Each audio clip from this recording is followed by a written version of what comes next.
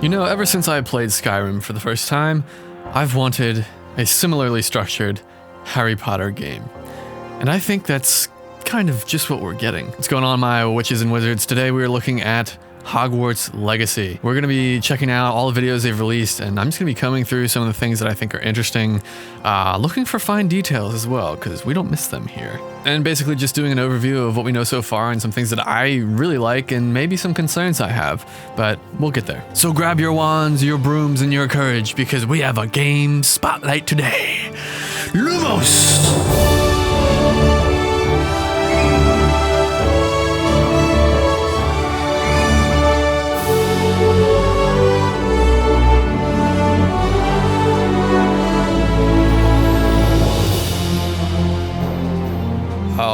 All right, let's get into it. So we have some awesome stuff to look at today. Let's go, cadets! What do you think you're doing here, humans? I'm living the dream! We wanted this! It's finally here. You can probably tell what house I am by what color shirt I decided to wear, and that was intentional because I'm a proud Gryffindor. Yeah, all you Gryffindors out there, I see you. You must create the witch or wizard you want to be. You think they're gonna have mustaches? Although I don't know what 15-year-old's gonna have a mustache like this. I don't know, guys. I don't think the void stash is gonna make it in. Look how gorgeous. It's just unreal, man. This game is looking so good. Potions is one of the most challenging and hazardous subjects taught at this school. It's just so funny that they have this and then later they have it where it's like, press X to pour. I don't need a Q to like tell me to pour. Don't do that. It's like a waste of time. It's like that hyper realism that like you don't need in video games. Like, grab the potion, unscrew the lid. Okay, turn. All right, press X to pour. Like, it's just stop. Like, oh shoot, where'd that go? I'd much rather see some kind of like small mini game. There's like a bar and you have to like pour at the right time. Something like that would be like worlds more interesting. I just love how they set it up. One of the most challenging and hazardous. One of the most challenging. In between classes, you'll be able to. Yeah, unreal. It's just this is unreal. There's no loading screens. You can like literally walk through this whole place, and it's huge. There's secret rooms, and then just walk right outside and go wherever you can see. Like, bruh, we're doing well. I'm excited. There's something else I noticed. So this is pretty cool. So this is actually like in the books. This is something that's referenced in the books. But I was most intrigued about, you know, I pixel peep. If you're hanging out with me, you should know by now, I try and look at everything, little details, because they do this and it's interesting. So when this guy throws this magazine out there, we got some information on the back. Do you think we're just skipping over that? No, we're not. So looking at it from multiple different angles, it seems to say bothersome beasts, and then this bottom part says what has gotten into them. And then down here, right here, it looks like Zoe's something zodiac, like Zoe's, I don't know. That's a hard one for me to figure out. History, wizardry, I don't know, that's hard. But here's where we see the other half of bothersome. But something also interesting, what reveals it right here by what beasts we're talking about. This says centaur on the brink. Pretty sure, we know like this looks like brink, but I can't figure out this word. This is like blanktions. I don't know what it's like. I wanted to say like invasions. I don't know. I'm trying to figure out with the story, and maybe we can dive a little bit more into the lore, and someone might be able to connect the dots for what that is. And we also see centaurs right here in the very beginning. So I'm so excited to uncover what's going on with the story here. There just seems to be so many possible plot lines, and there's already so many like little side quests that we'll see and we'll look at. What I think is really cool is their focus and their approach to combat. So there's gonna be like lots of spell combos. There's like things to pick up and throw. Also, there's something interesting I think I'm seeing right here on the ground.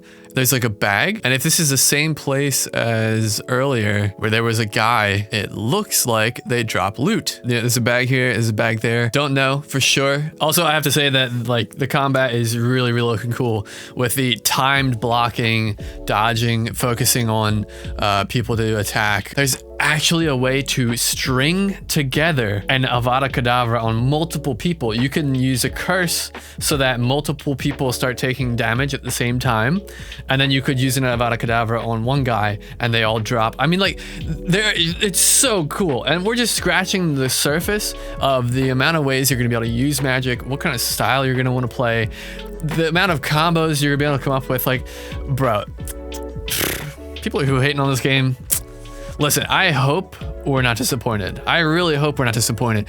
But from everything we're seeing, I can't see myself not having fun. One thing that you could do is brew a focus potion, and that will increase how quickly your cooldowns regain. So as she was just talking about, like, you know, with the Avada Kedavra being so OP, there is a cooldown, but you could also use a focus potion to speed up that cooldown, which kind of just brings me to that concern of like, hey, if this is too OP, maybe let's increase that cooldown so it doesn't feel like the player is just blasting and insta-killing their way through the game. But maybe what you could do is just go and raise the difficulty, right? Also, another thing to think about is I don't know how early we'll be learning the Avada Kedavra spell as a late 5th year. So, you know, we might not be learning that right away anyway. So something I want to say is I absolutely love how they made herbology such an interesting part of this game. I remember playing Skyrim and spending like hardly any time in alchemy. It was just boring, or it's like, who wants to grind at a table? But they made it so interesting with how herbology works to involve it to be like Pokemon almost. I mean, he's got like little Bulbasaurs running around. You can like launch them out and like have them help fight. You can even unleash deadly mandrake seedlings to incapacitate unsuspecting enemies. There's even like a really cool turret. You also have plants that you can fight with, and so we have things like the venomous tentacula that you can put down, and it acts like a turret. The venomous tentacula! I choose you! I might actually do an entirely herbology build. There's so many things you could do in this game, and I'm so excited. So something I think they're doing really cool is having all these companions. We hear this, he says, and more. You'll meet these students and more as you explore common rooms, hallways between classes, and regular gathering areas. So this is a really great way to tie in side quests, but also companions. And I'm super excited to think about the kinds of characters we might meet, who might help us along our way, or like whoever we decide pairing up with, like if that might lead you to a darker side of magic. A band of dark witches and wizards, emboldened by the turmoil of the times, wander the village outskirts. You must avoid them or defeat them. What if I want to join them? Hey, we'll see. You never know. Gotta find out their story. Who knows? They could be right. Bad guys aren't always wrong. They lead you down a darker path. So, darker path? So this brings up the really cool question about morality. How dark are we talking? From everything I've seen so far, I wouldn't say there's so much as a light or dark side. I think there's just choices that might slightly alter your experience of the game, but maybe not potentially the overall end outcome of the game. It would be very cool if it did.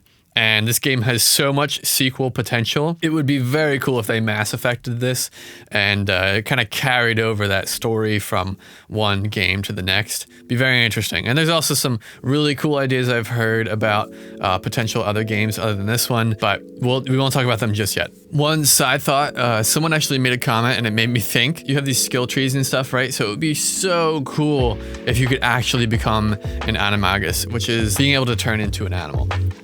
That would be awesome if this game is truly that in depth where there's maybe certain missions and you could like turn into a cat and like sneak by some people to like get to a certain area. This could be too big of a feature to bite off, but it'd be so neat. The lore of the wizarding world is already so rich. Stop! Right here. And here we have a werewolf. So does this further push that idea of the animagus? I don't know, but this is here. So there's a cool little sign right here. I just saw this and I love it. It says no trolls. It says werewolves either. That's just a great little detail. From here, we can see a little troll chilling. We might potentially see trolls like near spots like this. And also dragons near these super rocky caves and craters, and possibly, depending on this is water, also by the shore. Our process of development started with rereading the books. That is the best thing I have heard so far about this game. Like, hats off to you guys and the development team. Seriously, whoever is putting this team together, the process of development started with reading the books. I don't know about you guys, but there has just been a lot of low tier content that's been coming out in recent years. And there are certain companies that just kind of like to hire people that don't like the source material. So hearing this come from such a big production, it really like calms my nerves about them potentially just destroying something that has been cherished and loved by people for many, many years. We've seen what Rings of Power have done to the Lord of the Rings. We've seen what 343 has done to Halo. This, I think, is going to be different, and it's going to be kind of something like what we used to know, which is just awesome, close to the source material, but a new spin on things. Seriously, that is like the best thing I've heard in all of these videos that they've put out. So they also did a really, really cool in-depth showcase of the gameplay. And it's just so many things that we get to see inside, as far as like the Hufflepuff dorms, seeing them for the first time ever in the history of Harry Potter, just them imagined and what they would look like, in-depth character creator and much more. So we're gonna like look through all that right now. So first, the character creator, this is awesome. They have so many presets here for you to start with. You can really put yourself in this game, and that's what this is all about. Oh, as far as glasses, there's even more glasses you'll find. Again, with anything you see, any gear, any clothing, there's more that you can find in the game. And you can also give them abilities, which is really something neat that we'll look at later. You can do all kinds of hairstyles, even hair colors. There's really almost no limit to what you can make your character look like. Also, like Harry Potter, there's some scars that you can put to your character. I really like how they did the voices. So basically, you have a boy and a girl voice, and then you have different pitches to them. So you can dial in pretty well a voice that you feel comfortable with. I just wanted to hear that. It's a subtle slider, but you can hear it. Concerned about. That was quite something. And so you can kind of make out the differences. But yeah, you choose which kind of voice. Super cool. And then at the very bottom, you choose which your wizard, which is basically just saying like boy or girl. There are a few things that I left off the table on the right. The green bar is... So that's right here. And basically there's a potion next to it. That's how you might heal. The bar above it, we're keeping a secret for now. I apologize. That's this guy. And if we can see, that's the ancient magic symbol. And there's two bars here. And it's funny, he says they keep it a secret, but later we see in combat, you can see as you combo, it starts to increase. And then as you take out enemies, see these blue things are part of that ancient magic bar that builds up. I think once you build up enough of a combo, you can use one of the very powerful ancient spells that pretty much rival something like an Avada Kedavra, but I wanted to highlight that because as soon as he says the secret, I said, I'm looking into this. So we are going to see in all of this IP's history what it looks like inside the Hufflepuff Common Room for the first time. This is unique music that you're hearing for the Hufflepuff Common Room. Go back to those Common Room videos we released, you'll notice the music's a little bit different, and that is entirely intentional. So absolutely amazing. Another detail, each Common Room has its own specific music. Super cool. And again, here we have this amazingly well done, just beautiful, first time ever Hufflepuff Common Room. We could spend like so cool. So basically you have a field guide given to you from the Ministry of Magic, and it's really cool how they tied this in with the story, being that you are a late 5th year student trying to catch up.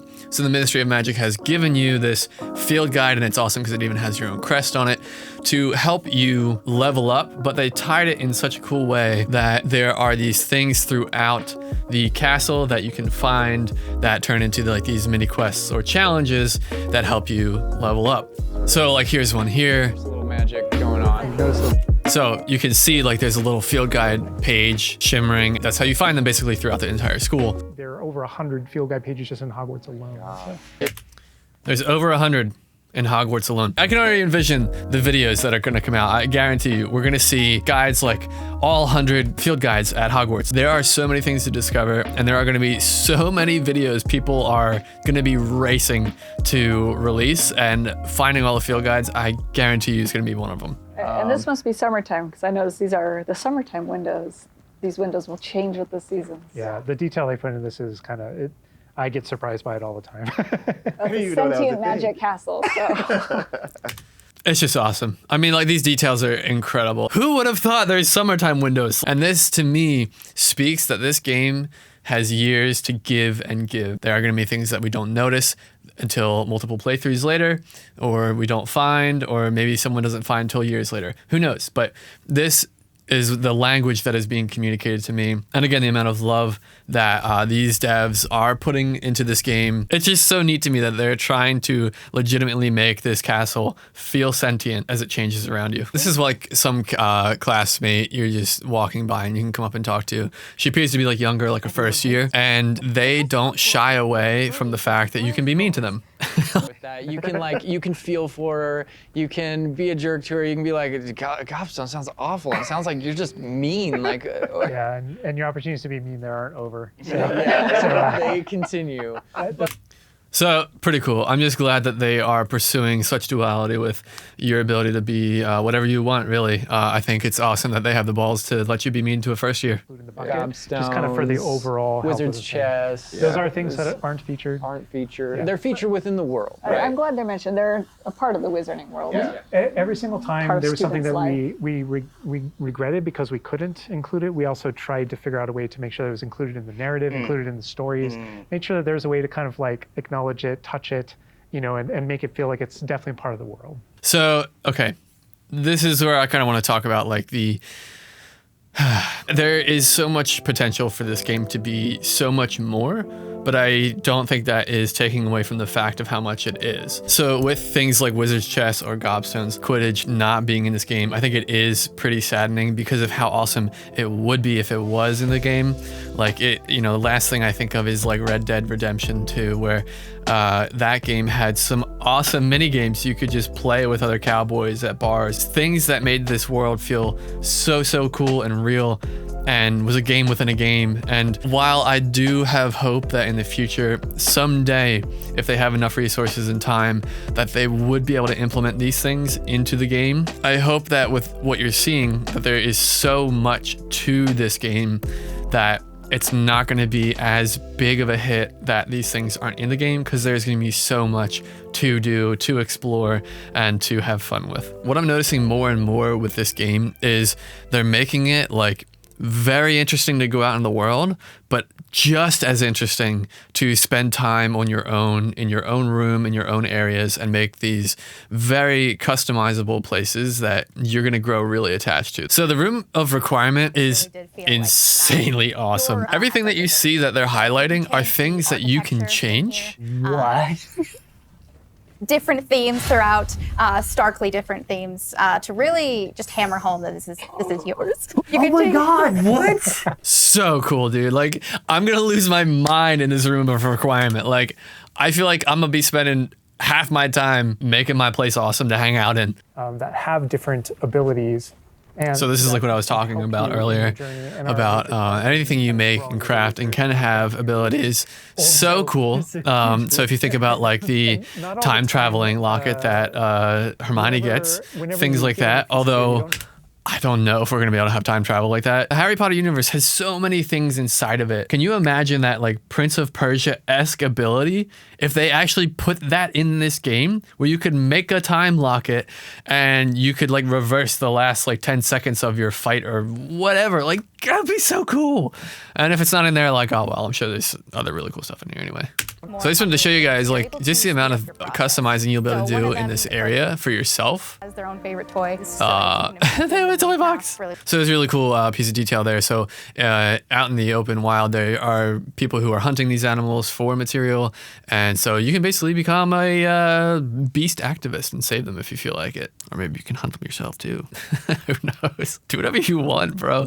That's what video games are for. I would say it's things like this and features like this why we don't have Quidditch, and I'm kind of okay with that. You know, as we're seeing here and in many other ways, this game gives you so many outlets to really create your own experience and story, while still also giving tons of credit to the source material and keeping those things in the world. So with the pre-order of the deluxe edition, there's a few things that you can only get through this. The Dark Arts pack includes a Thestral mount, Dark Arts cosmetic set, Dark Arts battle arena. There's 2 other battle arenas that just come with the standard game. The Onyx Hippogriff mount, Dark Arts garrison hat, and 72-hour early access. Okay, so this is the collector's edition that you can buy for this game.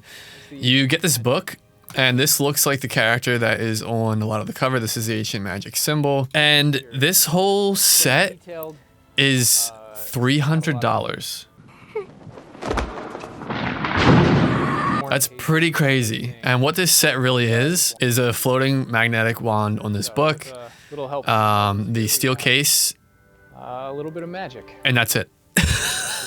The floating wand idea, super cool, but kind of weird that it's on a book. I don't know. I feel like there could have been something else they could have put the wand on to make it float. That would be neat. I miss the days where games had manuals. Like back in the day, a game used to have a complete guide. There used to be like concept art, detailed things about like the maps. They were so rich and full of more interesting content and behind the scenes and like helpful content. I mean, there's so many things. They could have included like a Marauder style map. They could have included interesting guides, concept art book, manual. Like again, for $300, I think this is a bit crazy. You won't see me buying that. Okay, so there is a PlayStation exclusive quest. It's basically a shop that you get in Hogsmeade, which is really cool. I was looking on Reddit or some forum. It turns out that this whole thing is only available for PlayStation for a year. So maybe a year from now, hopefully it's nothing that's like too awesome to miss out on, but it's also still worth it. Like you're still interested a year later. I don't know. I don't particularly like things like this. This is really just a marketing ploy. Some people are going to play this quest and be like, it was awesome. I'm really glad. It wasn't really that great. I don't know. If you have a PlayStation, you're lucky. That's all you can really say with this. I'm not super happy about it. It's not going to make me get a PlayStation 5, but I do feel like I'm possibly missing out on something with this whole shop at Hogsmeade. That's pretty cool. The player gets to have this awesome other creepy looking side quest. Marketing. It's what things are all about today in the modern era. So something really cool that they just announced is that Simon Pegg will be Phineas Nigelius Black, and that is the headmaster of the school. And from what we're hearing about his character and his type, is he's actually reminding me much of a certain Gilderoy Lockhart. You know, somewhat about himself and maybe not as mature as he should be. Is the least popular headmaster in the history. But it's really just super cool to see where they're starting this game, how many generations before the coming of Harry Potter and that whole story. So this game, I think, really just has so much potential for growth, for future sequels. What if we went to other schools? I mean, the Goblet of Fire, there's 2 other schools that are talked about. How neat would it be to go to them and see what it's like there for maybe other future games, or who knows? There's just so many potential stories. Let's hope that this one is a true success. This is such a cool game. I couldn't pass up covering it. It really is a childhood dream come true. And you bet your bottoms I'll be playing this and checking it out on the channel. But if you'd like to see another game spotlight, that's going to be right here for you guys. I really appreciate all my members and all my cadets subscribed to the channel. Thank you guys for joining my journey. And until next time, keep those chins high and eyes to the sky, cadets. May your future journeys be evermore. Voidboi out. Oh, and I almost forgot. Only like this video if you're not a Slytherin.